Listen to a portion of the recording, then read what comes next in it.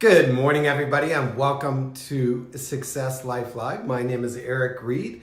It is 8 a.m. It is a Friday, so that means not only is it Success Life Live, but it's Fun Friend Friday. And so I'm just going to jump over here and make sure we're doing everything right while you take a moment, step into the room, say hello, say good morning, say what's on your mind. We got a few minutes here. I just got a message from our guest, Tom Watson. He is on his way into this chat room. He had a little bit of a delay, so let's just take a minute and catch up. Settle in. Take a deep breath. Good morning, Tiffany. Good morning, Stacy. Good to have you here. It has been a wild week, a great and wild week. Good morning, Al. Thank you for joining Matthew every morning as well. Good morning, Miss Melanie, our parenting expert. Yes, we need to connect today to teach you how to do SRTs. SRTs are the closed caption text script at the bottom that go along with videos. And so Lion's Den, Tamara Hunter Show, author talk, Facebook Lives every day. It was a busy week. And I sort of want to take a moment. There's Tom. See, I told you he wasn't going to be late. He's got all panic, you know. He's like running around like, ah! And we're not even like finished with our good mornings and our hellos. So just relax, Tom. We're good. Everybody good today.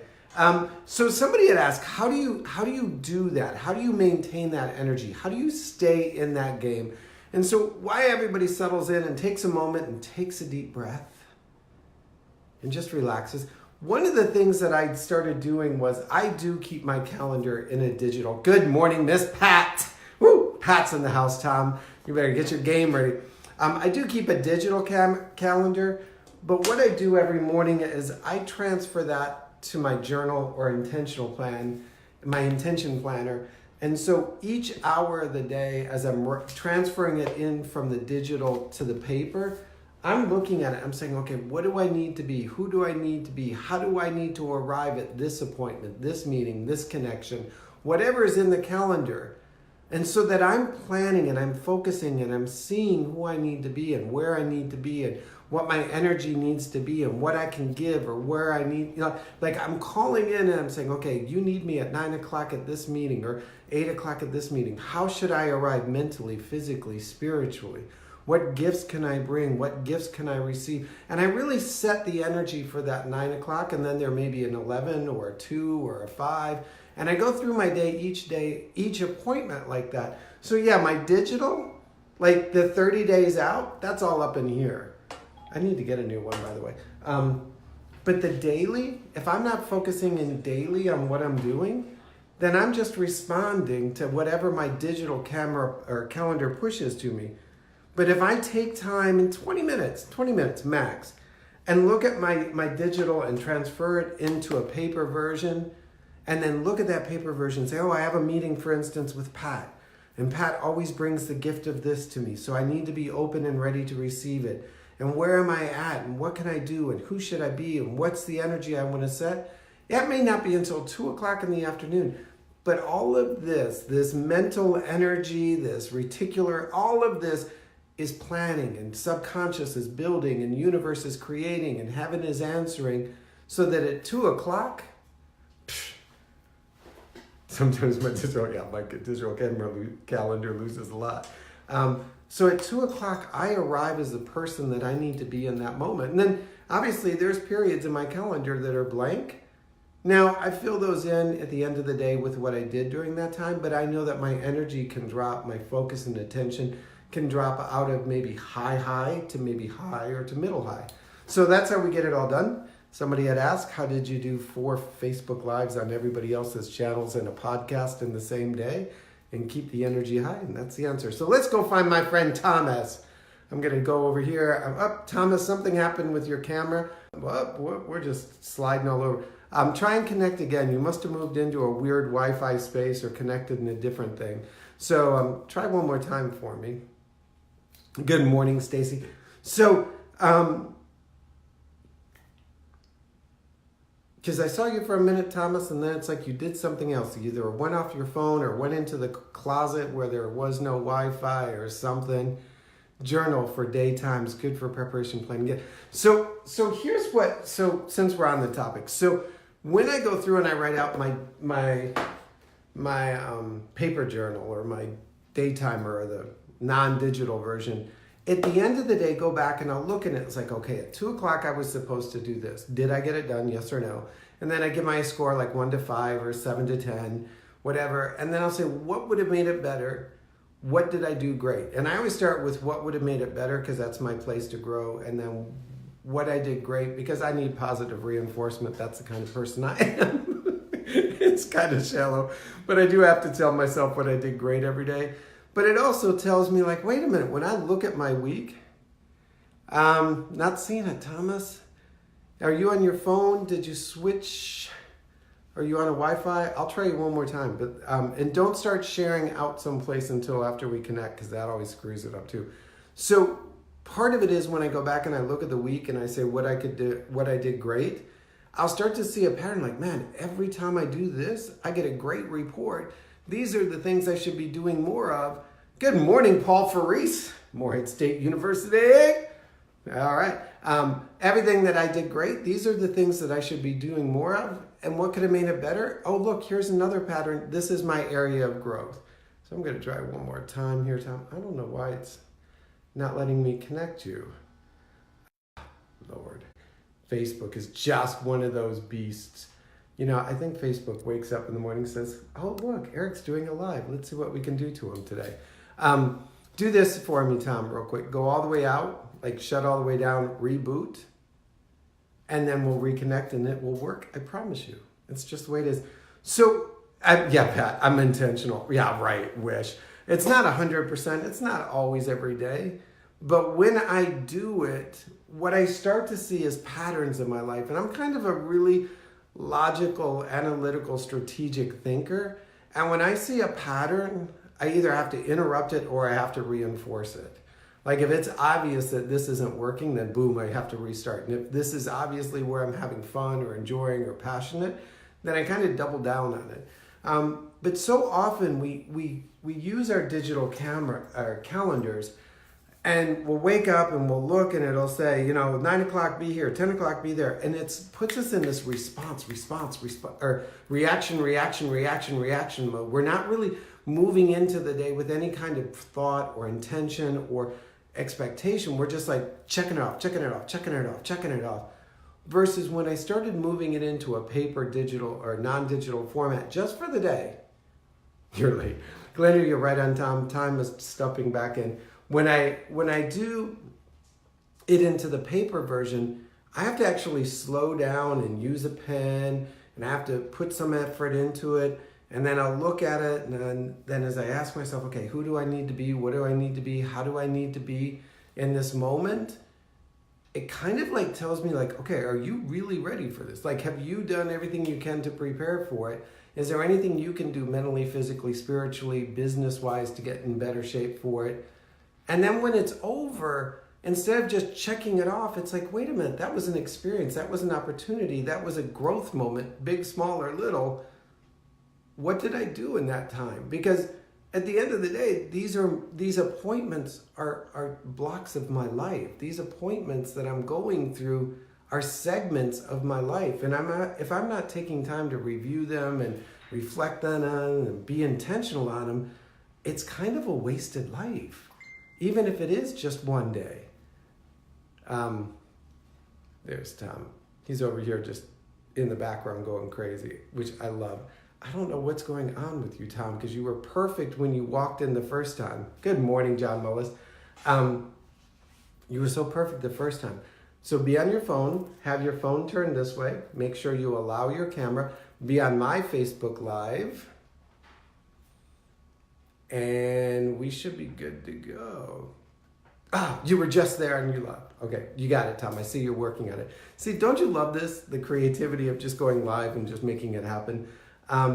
So if I'm not being intentional about the 9 o'clock hour or the 10 o'clock hour or the 2 hours of this, what is that really saying about my whole day, my whole week, my whole month, my whole year?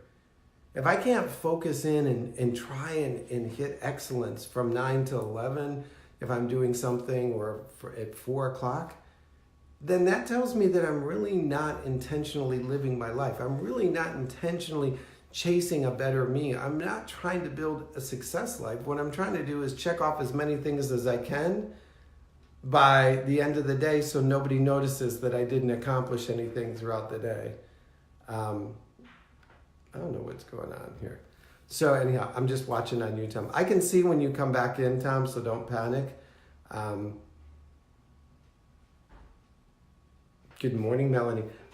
Sorry, Tom, I keep trying to... So we're going to turn this into a teaching moment just so everybody can learn. If you want to do a Facebook Live, I'm sending invites, but you must be sending them to someplace else because they're not coming to my Eric G. Reid Facebook Live page. And so don't send me an invite off your page. Go to my Facebook Live stream and act like you're watching it. And then I'll catch you. Good morning, Miss Allison. Must be sub-zero again today. Because for some reason your lives are coming through in a weird place, Tom. I don't know if you've got two profiles, one business and one active. Or what's going on. Yeah, I see you. I just don't know why your camera's not letting me invite you. This is so fun. I love this. I honestly do because I love troubleshooting. Some of you might not know, I used to be an IT guy. Used to be like, you can give it up. It's like being a Marine. Once you've been in a computer technology industry, problem solving, you can't give it up. So the bigger point that I was making is, when I take time, 20 minutes, and focus my energy and set... So Melanie Massey, a friend of mine, and many of you know her, once told me, well, you determine the energy of the room you walk into. I was like, no, I don't. And she's like, no, you have the opportunity. Thomas is just like... So I love this. So I'm going to turn you into a coaching moment for a minute when we get there. And so I get to determine the energy of the room that I walk into. And so why not determine that energy 2 or 3 hours before I arrive? If you've ever been around VIPs or had the opportunity to work, I worked in the hospitality industry for a long time. When a VIP is coming in, we used to have this at a corporate office I worked at. When the like VIP thing, like the long distance VIP was coming, they used to change all the doorknobs in the office so they didn't have any wear and they looked all fresh and shiny. And then if it was winter time or off season, they hired this company that would come and they would spray the grass green. Because in the South, when it's winter time, it kind of turns this mucky brown. And then there were like 10,000 other things that happened. And they would start this like a week or two before the VIP was coming. And you could feel the energy in the building begin to shift. It was like, oh my gosh. You know, we had to clean out our desks. We had to, take down the family, like all of the things to get ready for the VIPs to arrive. And so I find it sort of as a symbolism of when I'm looking at my day timer and when I'm looking at my calendar and I'm setting my intention for the day, I can set that energy long before I walk into the room, long before I pick up the phone, long before I make that phone call. I don't even necessarily need to arrive to shift the energy. And so that's why I use the paper and the digital camera. Now, maybe someday people start changing doorknobs and painting grass and, I mean, it got almost comical that the amount, like when I saw the doorknobs being changed, I thought we were getting a new lock system or whatever.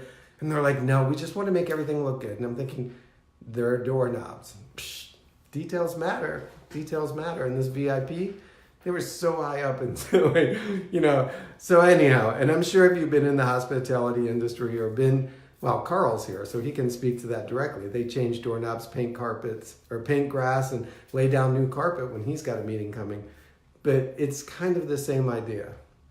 I paint my grass green for you. It's true. They have this machine that comes out that's like food coloring. And they spray the top of the grass so it's all green and fresh and pretty looking. They do it on golf courses too, just so you know. Okay, Tom, I'm looking for you. I'm still getting the same response.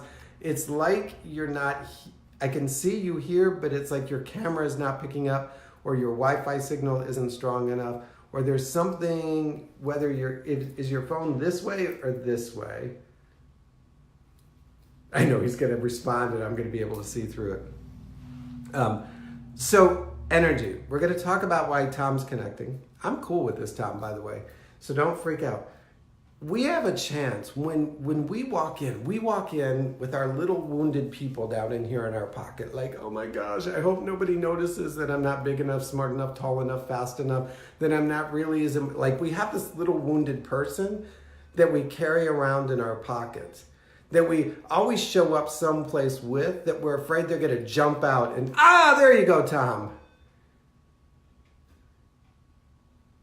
And I'm inviting, don't move, Tom, just stay right there outside in the sub-zero weather if you have to. There we go. When something bad begins to happen, we feel that little wounded person start to climb up and take center stage. It doesn't have to. It's a choice. Just be like, you know what? Life is happening and I'm a part of it and this is an experience. Let that little wounded person, that little I'm not big enough, smart enough, tall enough person go back to sleep. Da da da da, as my daughter would say. Well, I'm here. There you go. See, it's no big deal. It all works out, doesn't it?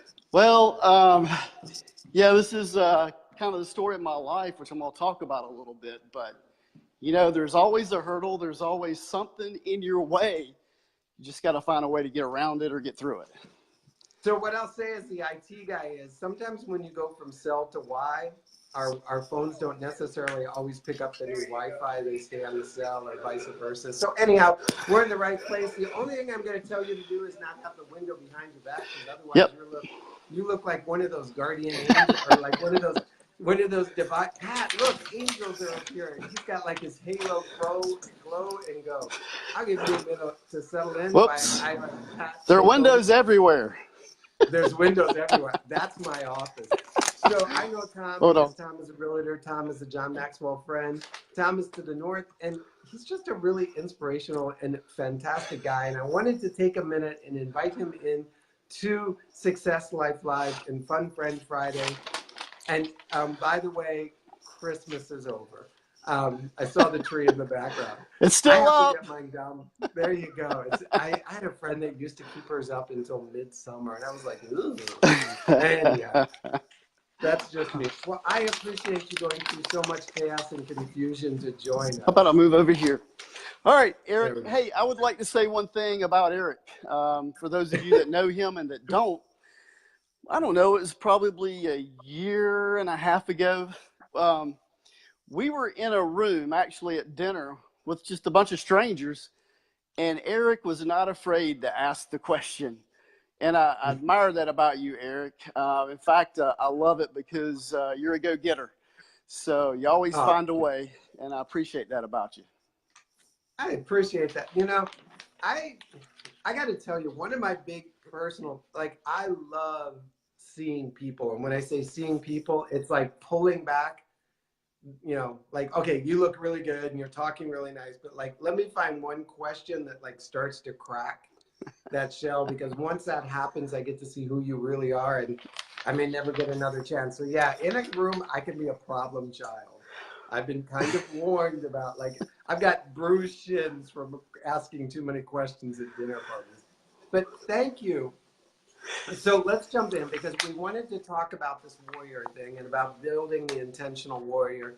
Yes. Go for it. Jump in for me. So I don't know. It was a few short years ago. I came up with this mantra, and you might think on the surface it's for other people, but really it was for me. And then, you know, if I live the warrior life, then I can show others how to live the warrior life. So I came up with this mantra of leading and inspiring the everyday warrior.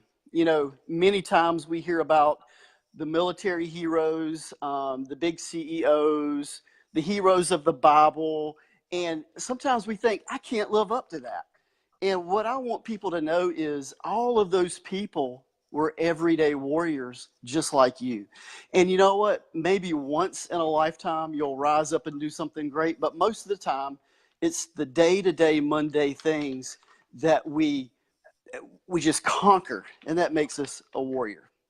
So, but we don't get there by accident. I think we create the path that we want to walk. And that's a little bit about what I wanted to talk about. I've got four different, I'm going to call them Y'all snapshots. get your notebooks out because I promise you, you are going to learn something. Yes. I have four different snapshots in my life. You might call them mile markers, wool tracks, but these are specific times in my life when I realized something about myself. And these were mostly when I was pretty young in life. So I want to kind of go through these. We all know the term, I think, limiting beliefs. But I'm just going to be very real and practical and transparent with you. I call them demons. And if that's if that's too vivid for some people, that's okay. You can use limiting beliefs. But I call them little people in my pocket. Well, I take offense to that because I was always the shortest person in the room. So anyway, Okay, sorry. No, that was something else I actually had to overcome, and I didn't do it by getting taller. So limiting beliefs from my childhood that affected my growth as a leader and as a man. So lots of times we don't think when we're dealing with people that the things that they have gone through, sometimes it affects really deeper than what you see on the surface. Like, in a lot of ways, I felt like my manhood was challenged growing up through some of these circumstances. But I want to go back to when I was 6 years old. Okay. I had so my dad was early in the ministry. I grew up as a pastor's son. Okay. That meant trouble. So really, I'm gonna change positions here for a second. So basically, my family was positioned to see into other people's lives, which became an asset for me later. But at the age of 6, something happened to me that I wasn't expecting, I wasn't prepared for, and it still affects me today. Me and my family were out in the yard doing some spring yard cleaning, spreading gravel with our neighbor who lived, just maybe 30 yards away. And kind of the tone for that afternoon was I was sitting on the hood of the car and my mom was helping me pick out birthday cakes. My birthday was going to be later in the month. And so my dad was over helping. And something that really just changed my life in an instant where a freak accident with a dump truck took the life of my neighbor, and right in front of our eyes. And it wasn't just my neighbor, he was my pastor. We have this saying in the military, as the chaplain goes, so goes the morale. Well, what happens in a person's life, in a church, in a community, when the pastor's life is suddenly cut short? And that bothered me for a long time because I grew up with an authoritarian dad. He was a strict disciplinarian. Now, he loved me, but that's who I grew up with. And this pastor that lived next door to us, he was a guy who was bigger than life, okay? He was leading a very big church. He was very well known, and his influence was growing rapidly, not just in the state of North Carolina, but around the United States. And he was killed tragically under the bed of a dump truck. Okay, for someone to die, yep, death we can learn to accept, right? But to die like that, and as a pastor who, I thought, lives a dignified life, lives a life worthy of God, surely God wouldn't let a man like him of his stature and his influence die like that. And so early on at age 6, I grew up with a view of God as being an authoritarian, okay?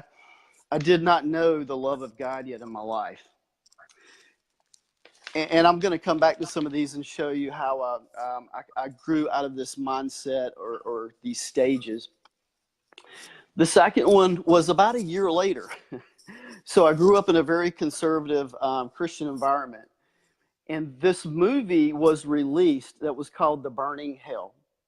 It was very The controversial. title does not sound good. It already sounds like one of Well, those you're not going to sit eh, back and talk about after.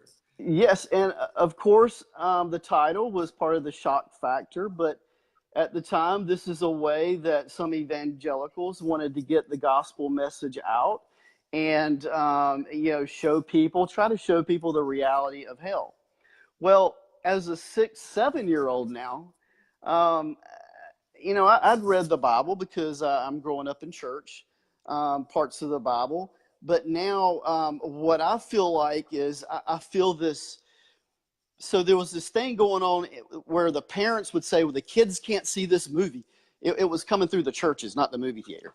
They can't see this movie. So there was a stigma attached. So now the young people wanted to see it, right? So, but I wasn't allowed to see it. I just heard about it, and this fear factor began to set in. So Christianity is not safe, which, fast forward later, I still believe that, but in a different way. So this fear, it's a snapshot in my life when I started noticing fear creeping into my life and affecting who I am as a person. So I'm trying to. I think See, and I think that's good. I the think sun is that's changing position, so I'm gonna. no worries. It does that throughout the day. I don't know why, but I'll talk to God about it later. Um, what I think is very clear, though, is sometimes, as you said, it's 6, 7, 8, 9, 10. You started to develop this belief system about church and about faith and about God. Yes. And it's not like often we wear those boldly on our t-shirts, like this is my current belief system about, but it begins to settle in. And because we don't often expose it and share it and talk about it, Yes. it can live there and grow there uninterrupted. And so, especially in our kids, especially in some of the silent people that walk through our lives, you can't assume that their belief system is in alignment with yours just because they're on the same treadmill, so to speak. You That's exactly right. And that's why when you say I always ask questions, it's always like me checking. It's like I want to make sure that I know who you really are instead of assume. So 6, 7, 8, 9, you're starting to develop the belief system that God is an authoritarian, fear-based Yeah, punisher. and so that really affects every part of your life in so many ways. And next, a different stage or snapshot is between the ages of 6 and 16. Just due to the nature of my dad's education and ministry, I was probably in about 18 different schools. So, God. yes, so this thing called displacement um, really began to wreak havoc in my mental life and my attitude about things. I had a I can fear. see that. One, I don't have a friend, God, because that's not how God is. He's not my friend. And Yeah, two, every 2 days I have to go to a new school, so there's no point in making friends. right. So I had this fear and anxiety of being left behind because when you transfer schools, it's not seamless. I No. remember dropping out of band. I'd been in band for 2 years, but I dropped out because I had a 6 month gap getting back into a school after we moved to a different state, and I felt behind, so I didn't get in band. And so I lost a lot of opportunities because of the way I was thinking. Also, losing friendships. My life story was that, hey, my whole life is going to be, I'm going to meet people and never really get to hold on to them. So that affected me internally, especially in relationships when I started dating and now that I'm married. So some things I've had to overcome. Um, out of that fear and anxiety, the feeling that I'm not good enough and abandonment began to really just take over my life. So at a very early age, I'm dealing with a lot of stuff here, and I know this resonates with other people who are listening because I know I'm not the only one who has felt these things in my life, and maybe your circumstance was different, but still, that's a tough thing to overcome. And it was later on after being married and going to counseling that I was able to really see through some of this stuff and relabel it, call it what it is, walk away from it. But there was a fourth area that just encompassed most of my life until, not long before my father passed away. But it was this approval seeking. I was No. constantly I was constantly doing things to try to get the approval of my dad. Now, maybe it was in me, and I know my dad loved me, but my dad, his life was in ministry to others. I felt like my family spent more of their time ministering to others than to us, the immediate family. And I always chalked it up to that's God's will. That's what God wants. He called us to be servants, so we have to suffer, right? And that's wrong. That's wrong, because family's Thank first. you. Family is my first mission in life. If I can't serve and take care of my family well, then I can't serve and take care of others. So it's interesting that I would say probably the backdrop verse of my life was Psalm 23. As I walk through the valley of the shadow of death. And it was not a positive thing to me, because I knew God was going to make me walk through that valley, and I was going to face all these things. So looking back, death, fear, displacement, abandonment, and trying to live up to something that I didn't know what it was I was trying to be. Let me tell you, if there. It's interesting that you bring up the walk through the valley. I think so. As most everybody knows, I'm like not very bright, so I have to like break things down and then rebuild them and break them down. I thought it was interesting the first time I read this as I walk through, and then I'm like, through? What do you mean through? Like, through means that I already know as I start that there's going to be a finish. Yeah. Oh, wait a minute. As I walk through, not as I'm placed, as I'm stuck, as I'm assigned the valley of death. The sense of knowing that I'm walking through it means it's going to be a portion of my journey, but it's not the entire journey. Because There you just go. like when I drive through North Carolina to get to Virginia, when my kids are in the back seat and they're like, well, where are we at? And I'm like, well, remember, we got to go Georgia, South Carolina, Right. North Carolina, Kentucky, Tennessee to get to Virginia. We're going to go through those states. So I always now look at that scripture as a little different as saying, though I walk through. Yes. And if I finish that verse, that's more of my focus now. As I walk through the valley of the shadow of death, I will fear no evil, because my God is with me. So that's what I carried with me through my preteen, teen days, college days. And I want to kind of go back and tell you there were 5 things that were saving grace for me in my life to overcome these challenges, this mindset way of thinking. Number 1 was I had a stable home life. Even though we moved around a lot and we were in other people's lives a lot, my mom and dad stayed married, and I had a good background. I had a place to go. Some people don't even have that as a foundation in their life, but I thank God that I had that. And number 2 was fitness. I didn't really realize how fitness had played a part in my life until I started thinking about it. One of the things that helped me overcome some of these challenges about myself, when I was 13, 14, I started lifting weights. And at 14 years of age, in the 8th grade, I moved to this new school. And I remember this was new to me, because now some of my peers were looking at me as the buff guy. And I never really saw myself that way. I just lifted weights for, about a year, and I did it. That was my outlet. But now I had women now paying me attention, and so That's motivation enough, right? so I found, like, okay, there's some other way that I can change the trajectory of my life and the way I think about myself. The third thing was entrepreneurship. I didn't know that word existed until probably just a few years ago.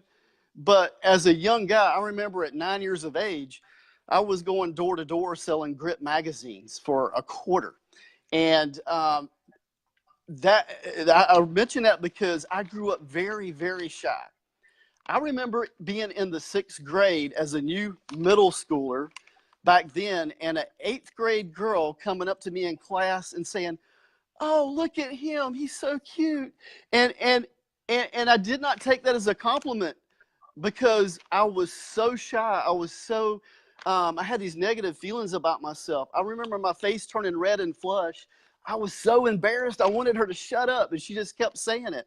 And looking back, I'm like, that girl was so nice to me, and I was being so disrespectful because I didn't have the right attitude about myself. The fourth thing is the need for adventure. I was able to kind of unload that in my life. And it's interesting that early on, I had this desire to go into law enforcement, serve and protect. God allowed me to do that for 15 years. I served as a probation officer, working with the worst of the worst, from the rapist to the crack dealers. And I didn't just see them once a month. I saw them 3 times a week. So for years, I lived with people that I, I felt like were outcast to society. And my first inclination was, I don't like them either, but my Bible tells me that God loves them. So I learned how to deal with people from age 22 on in a very direct and firm way. And then the last one is the love for others. So there was a point in my life where God called me. He had been calling me to do something, to fully surrender myself. I thought it was seminary and being a pastor because that's what everybody else told me. I ran from for several years. Well, you're going to be a pastor like your dad. Well, my prayer was to God, please, God, I don't want to be a pastor like my dad, but I'll do anything else that you want me to do. So I found my place in church planting. I did go to seminary, and me and my wife moved out to Las Vegas and planted a mission church. Now, if you're listening to my story, I seem to end up in the hard places all the time. Now, is it by default, or is it God helping me work through these early inclinations and beliefs, limiting beliefs about myself and the plan that He has for me?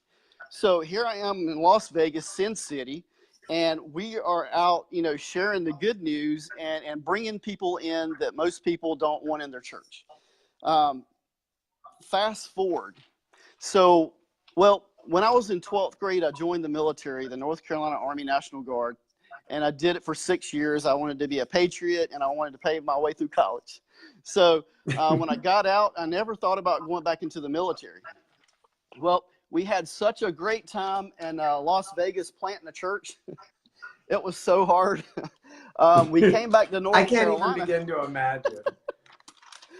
We came back to North Carolina, and we're going to sit out a couple of years. So I took a job back with the state of North Carolina, and life was a little easy.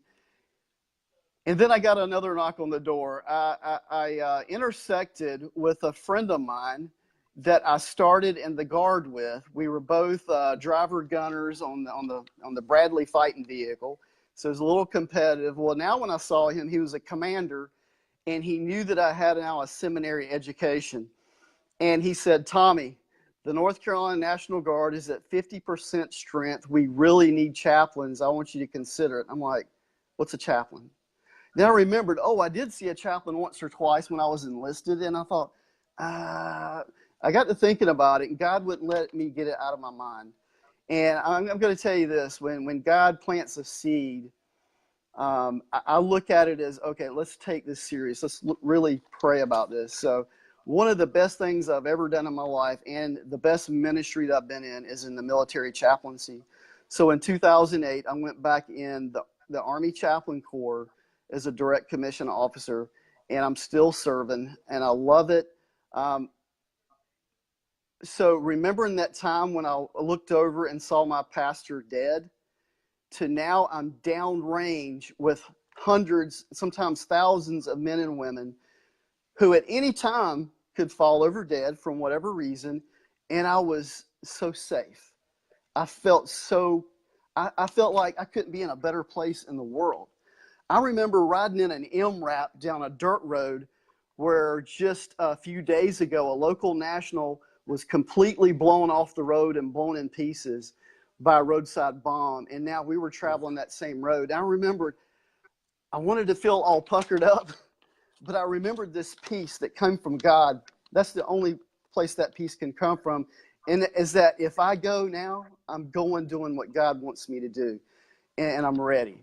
And when I was younger, I did not feel that way. And here's what I've learned, that truth as you perceive it is not always the truth. Sometimes we grow up with these preconceived notions or these false teachings that people put in our head. And if we seek true knowledge, as the Bible tells us, that we will find it. And what I found, that as I sought God and learned to know who He is and not what others said He is or was, I learned that He is a loving God. In fact, His life plan for me was nothing but love. And sometimes, I had to get my focus off the judgment of God, which is true. There's that side of Him. But God comes to me as a loving Father. And when I go back and look at all these things, now I can do all things through Christ who strengthens me, because He's my power. If I'm walking with Him, now I'm not walking in my flesh. I'm not walking in myself. Now I'm walking with Him. And so it's His problem. He's got to help me through it.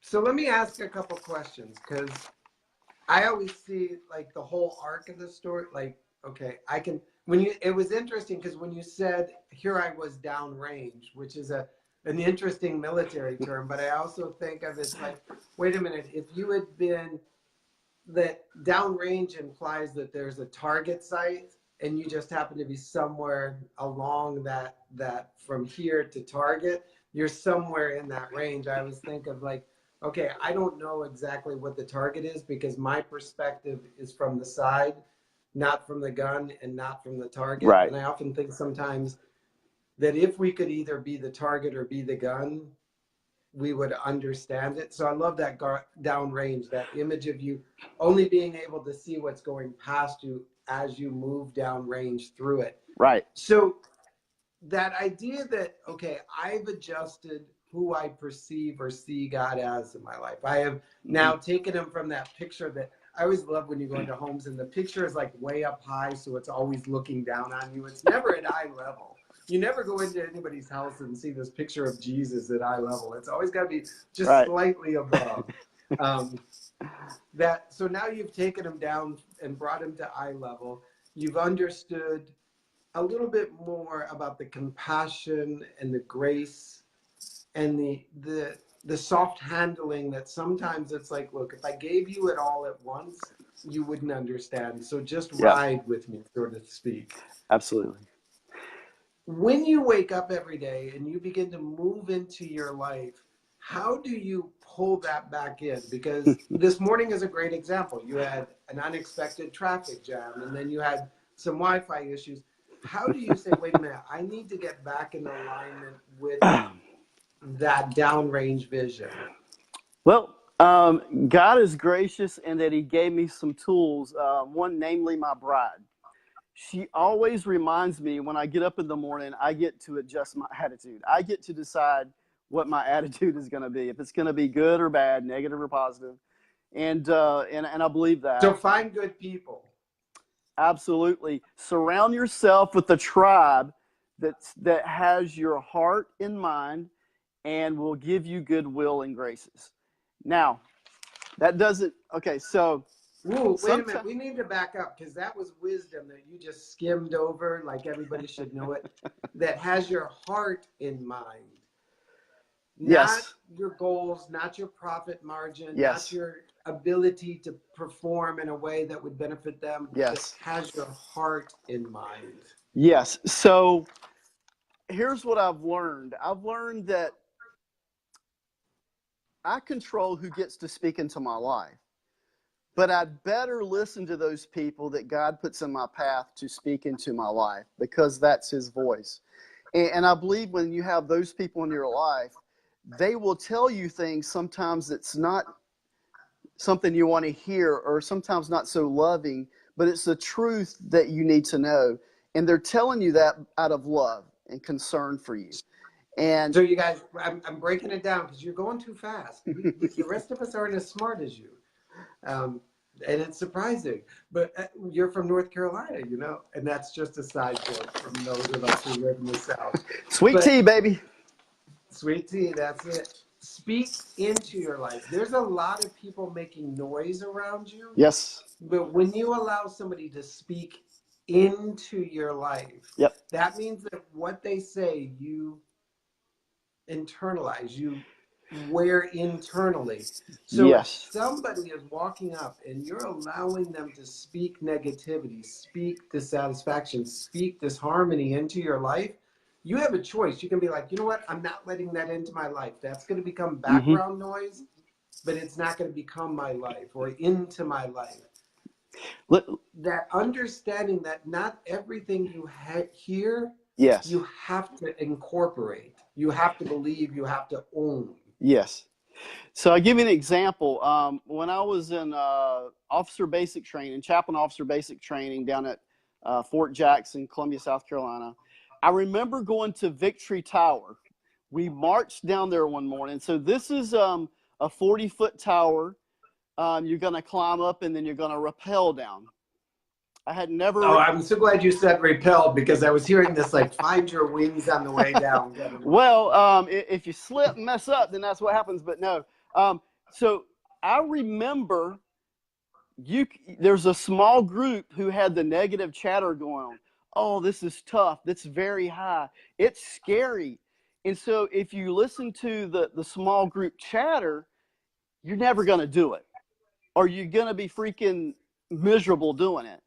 Or you can walk with the rest of the group who are positive about it. Oh, this is a new experience. Oh, 40 foot's not that high. Hey, we're going to get up there, and in a few seconds, we're going to be down. I mean, so the people that you listen to, I think we really take it to heart, and we need to be careful, because in business, which I am now, so I run a real estate brokerage, and I've got other agents that are counting on Realty me. One, North Yep. Carolina.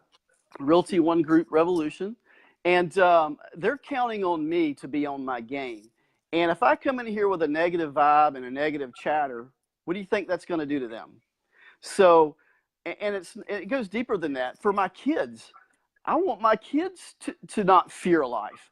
And I want them to be able to just run and jump and do things. In fact, my 18-year-old son scares me sometimes, some of the things that he likes to do to get an adrenaline rush. And I'm like, dude, hold on, because here I am at 51 years old and I'm having some health problems, with my lower back. And I'm like, but you know what? Let him enjoy it. Let him run in and do it.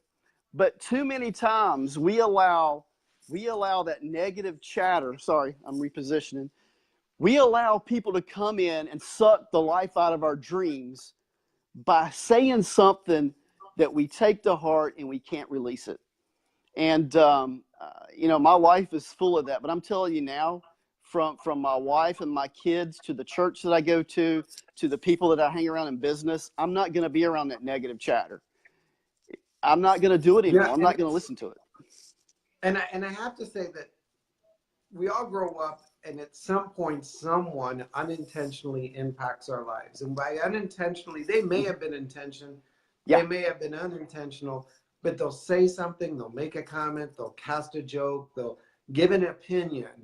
Yep. And we never really at the moment think about it, but it starts to grow in that dark place. It starts to become our belief systems, our truth. Yep.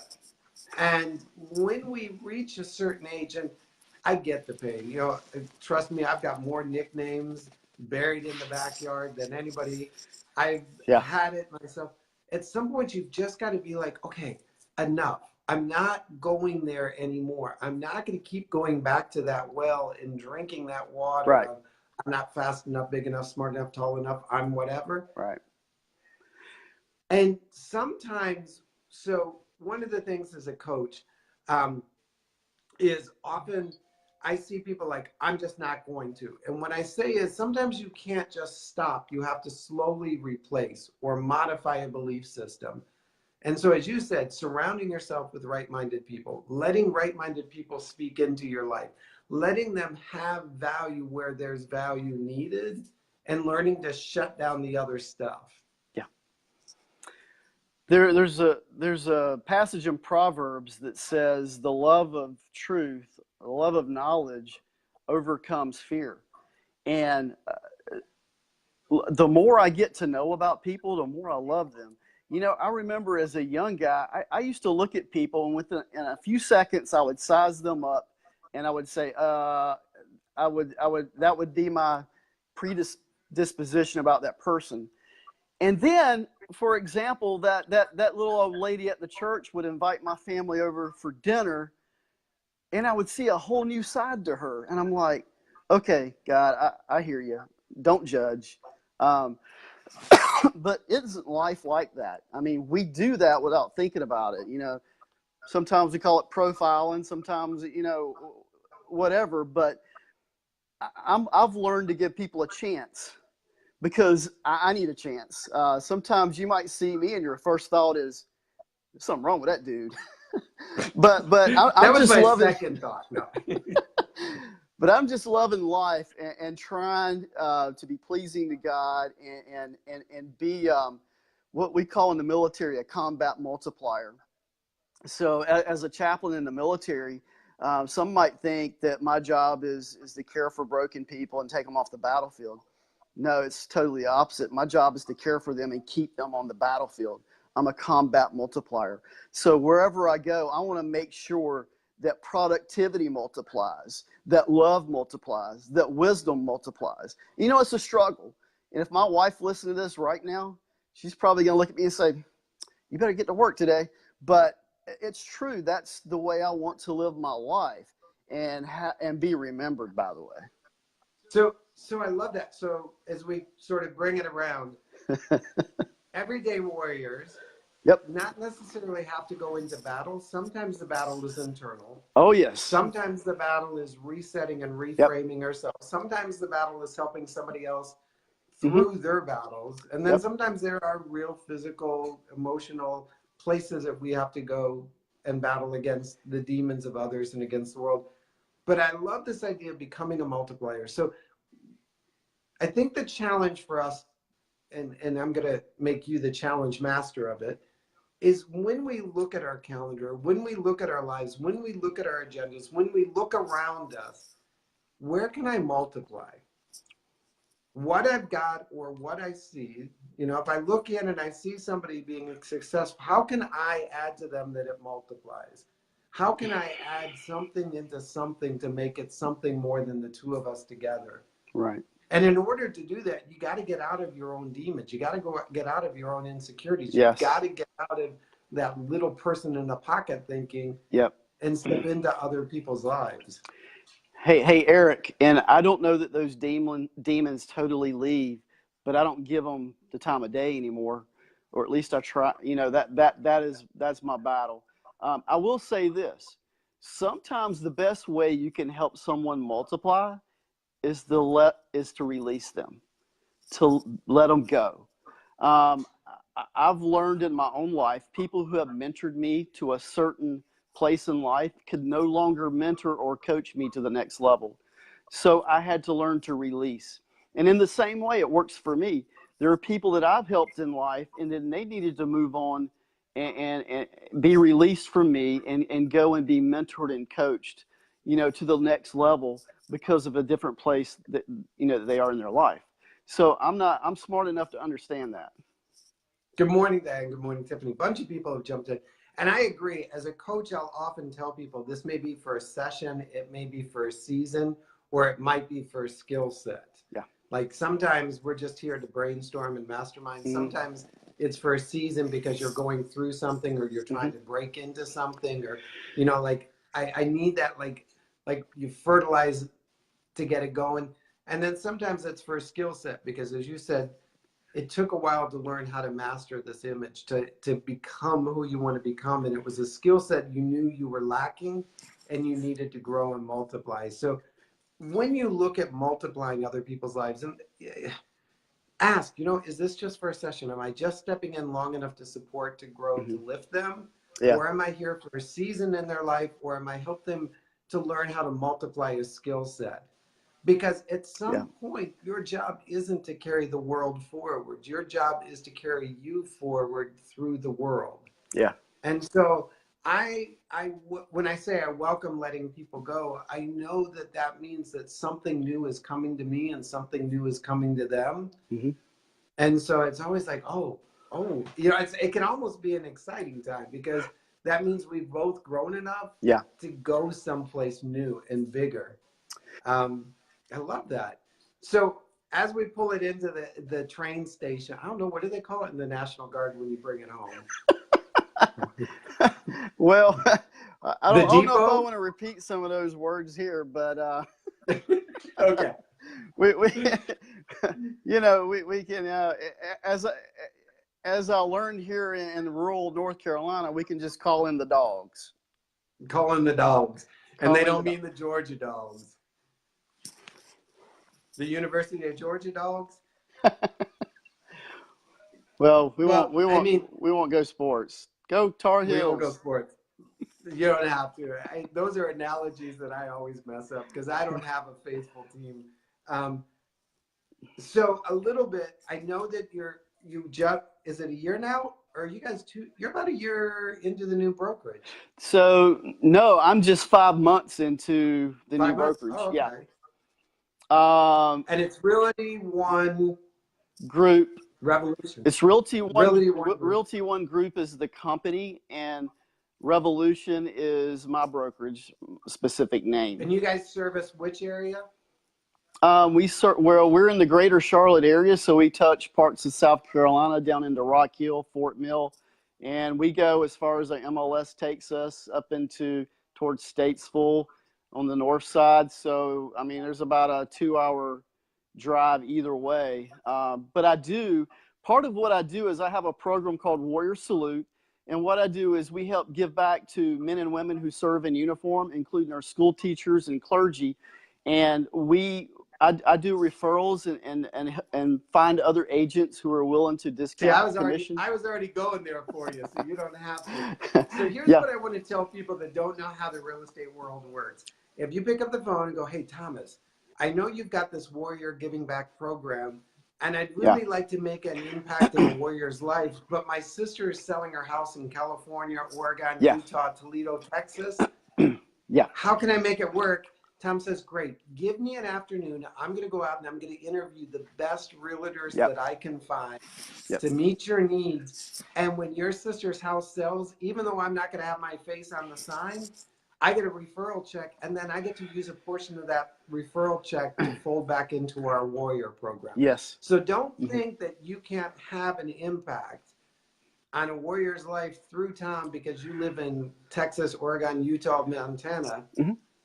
Because that's the way it works in the real estate business. I just expanded your referral network. Well, thanks, Eric. And I'll go back to what I said a while ago. Sometimes you have to let things go, and it's look, it's a win when both sides are have a win. It's not. I don't want just a win for me. I want a win for both sides. So I'll even in my market, if I come across a challenge or a property that for some reason I can't handle, I don't know what that would be, but I would refer that to another agent. So it's not all about me. It's about the service you provide. It's about helping others bring, I believe that the space that we live in is sacred, and that's where we hone our dreams and our values. So that's why I love to get people in a home, because have something that you own that you can claim as yours, and that's your sacred space. I have, and we connected through real estate, and I've been in real estate now 15, 17 years. And I do honor that, and I do respect it. And I've often said I'm not the guy for you, but I know who is, because I know just because I could get paid doesn't mean I want to take the money sometimes, because I'm not the right person to do the job well or better. So, and then are you doing anything on the side with the coaching and the ministry thing? Yes. Like you don't have enough going on. Yeah, I do. So some of the things I do, I teach leadership for a major university. I do some consulting for North Carolina Baptist in their military chaplaincy program.